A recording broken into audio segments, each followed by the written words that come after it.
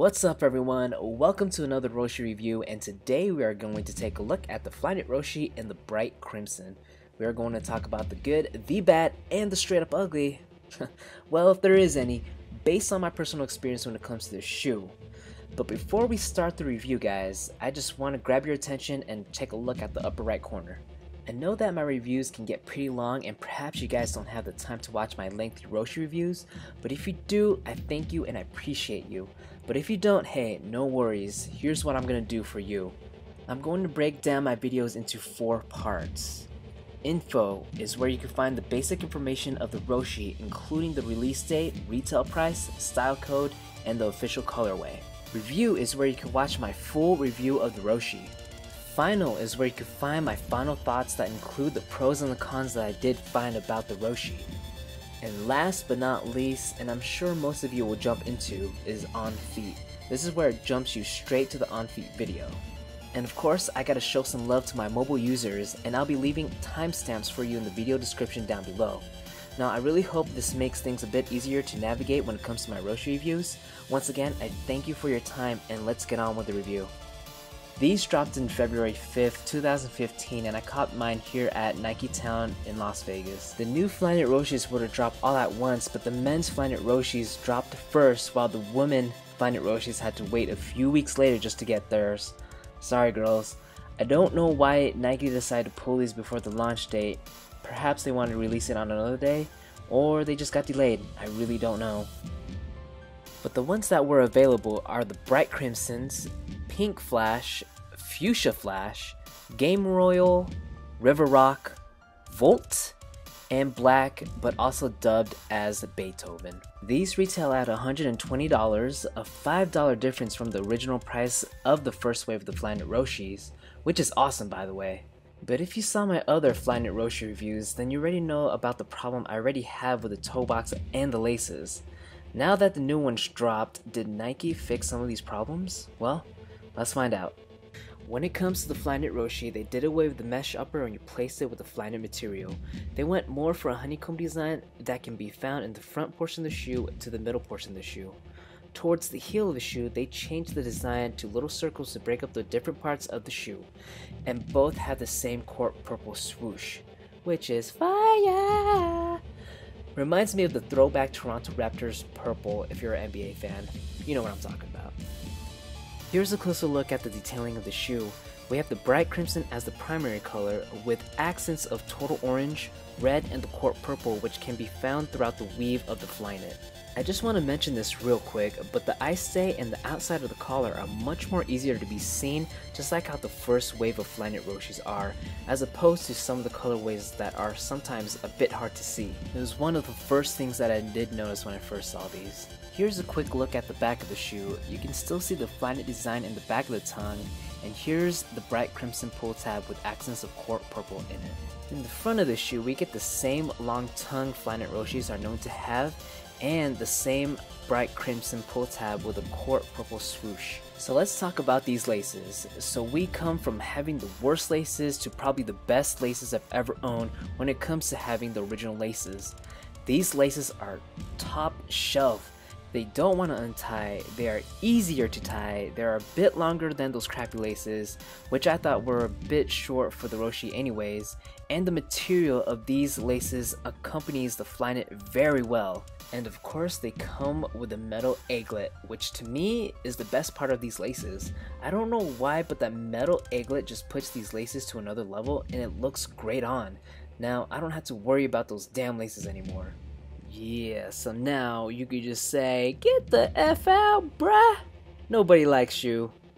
But thank you Nike for changing them.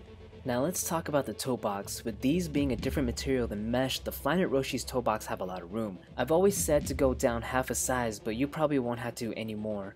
I'm not saying that Nike went out and fully fixed out the problem. You will still get that roomier toe box, but I feel like they fit a lot more better if you were to get it in your size. Well, at least I feel like they do.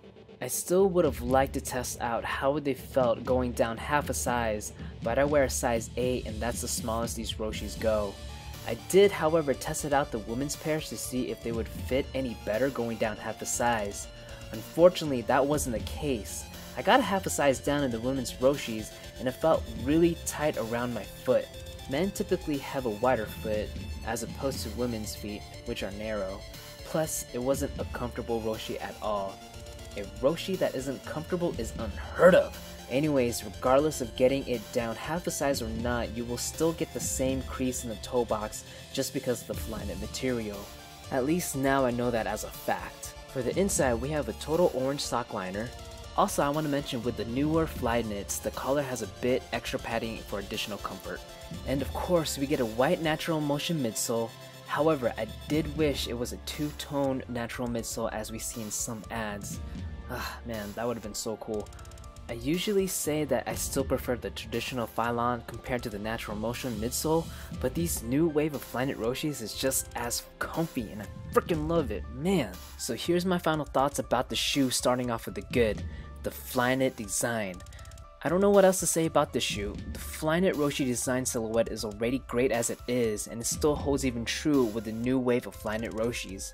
Every single upgrades. I wonder if the Roshe community had the same problems I did with the first wave of Flyknit Roshes, because it definitely wasn't a perfect shoe. But it seems that Nike was listening and fixed the problems that was bothering me. From adding additional comfort to changing those god-awful laces, it may be the smallest details, but even the littlest details count, and Nike nailed them right out of the park. This was a complete shocker to me because I wasn't even going to pick up a pair, but Nike recaptured the magic of the Flyknit Roshes with this release. Price drop! Not only did Nike fix out most of my problems, they even dropped the price. Yeah, it's only $5, but hey, that's $5 more I could save on my next Roshe purchase, or even just getting a burger. Don't judge. The laces! I mean, I already mentioned it, but seriously, I really like these laces. I almost bought another pair alone just because of the laces. Don't ask me why, because I just don't understand it either, but this just goes to show how much I really like these laces.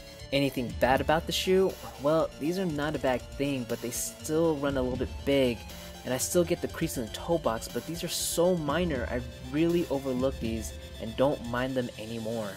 And that does it for my review. I'll leave you guys on the on-feet video, and I'll see you guys at the end. Alright, enjoy.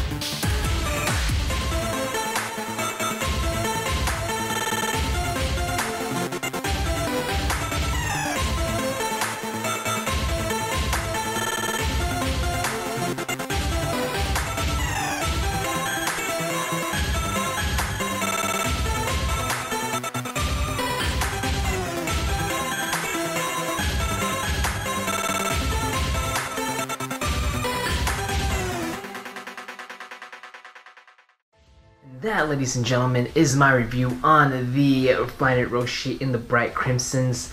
Tell me what you guys think about the shoe. I just want to thank Nike so much for fixing all the flaws that I had with the first wave of Flyknit Roshes, but with these new releases, my goodness, this shoe is awesome. I mean, look at these laces. Look, it's not coming untied. I can do this all day. God. reaction still on. God, man, this, yeah. So that does it for the bright crimson. As you can see towards my upper left, which is going to be your upper right, I do have the volts coming up on review on deck, so stay tuned for that. If you guys enjoy my Roshe review, go ahead and leave me that thumbs up, subscribe for more content, and if you know anyone who's interested in Roshes in general, go ahead and share this video with them. If you guys have any questions, comments, or concerns, or you just want to let me know how you feel about this Roshe, go ahead and leave me a comment in the section down below. And I did forget to do a shout out to my boy Electric Sneakers on the last video, and I do apologize about that, but if you guys want to check him out, I'm going to leave his SoundCloud link down in the video description, so check him out. It's dope. But that's all I have for you guys for today. Once again, I just want to thank you. But until the next video, guys, stay humble, stay inspired, spread those positive vibes. But whatever you guys do, don't forget to rock that Roshe. I'm your host, Rai, and I'll see you guys next time. Peace.